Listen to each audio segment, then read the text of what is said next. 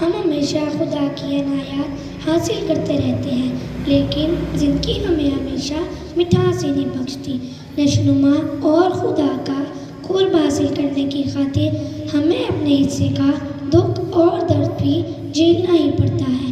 جب ہم اپنی خوشی کے لمحات کو شکر گزاری کے جذبات کے ساتھ یاد رکھتے ہیں تو اس سے ہمیں مشکلات کے وقت کی تلخیوں کو جھیل جانے میں بڑی مدد ملتی ہے۔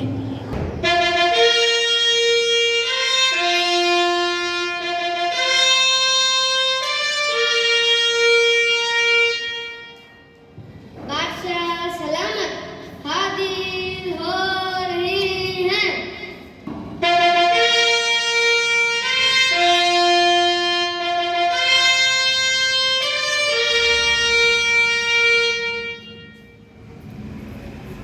بہت دنوں میں کسی ملک میں ایک بڑا عادل اور طاقتور بادشاہ ہوا کرتا تھا، جس نے اپنی رعایا میں سے ہر بڑے کا دل جیت لیا تھا اور سب کی وفاداری اس سے حاصل تھی۔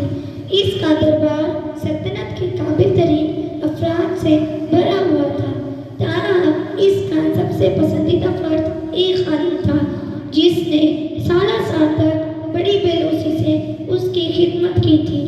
دوسرے سب درباری اس شرلیم شخص سے حسد کرتے تھے اور وہ ہر وقت اس کوشش میں لگے رہتے تھے کہ اسے بادشاہ کی نظروں سے گرا دیں اور یہ ثابت کرنے کا موقع ہاتھ سے نہ جانے دیں کہ وہ اپنی عقیدت میں پرخلوص نہیں ہے۔ لیکن بادشاہ اپنی خادم سے اس قدر خوب آگاہ تھا کہ اسے ہرگز اس پر کوئی شک نہ ہو سکتا تھا۔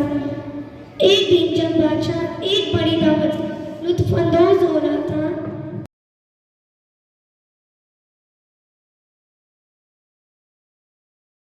اس نے اپنے پسندیدہ خادم کو مخاطب کیا اور اسے ایک لذیذ نظر آنے والا سیب کا ٹکڑا کھانے کو پیش کیا۔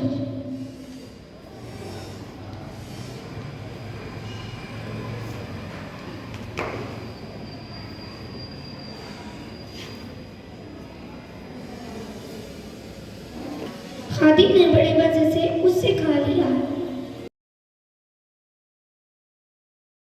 بادشاہ نے ایک ٹکڑا اور پیش کیا۔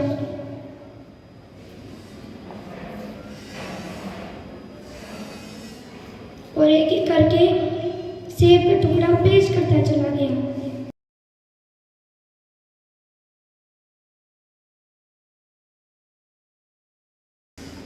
اور خادم اسے مزے مزے لے کر کھاتا رہا، حتیٰ کہ سیب تقریباً ختم تھا۔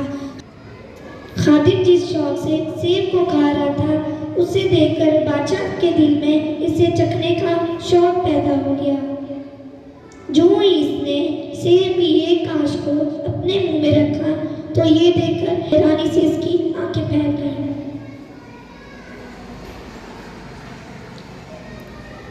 کہ سیب تو انتہائی تلخ ہے، اس نے پوچھا۔ ارے یہ تو بہت تلخ ہے، تم اسے اتنی خوشی سے کیسے کھا سکے؟ خادم نے جواب دیا، آپ اپنے ادھر اور رحم دلی سے اپنی سلطنت میں اس قدر شیرنی لائے، میں نے سوچا ایک تلخ سیب کا ذکر کرنا مناسب نہیں ہے۔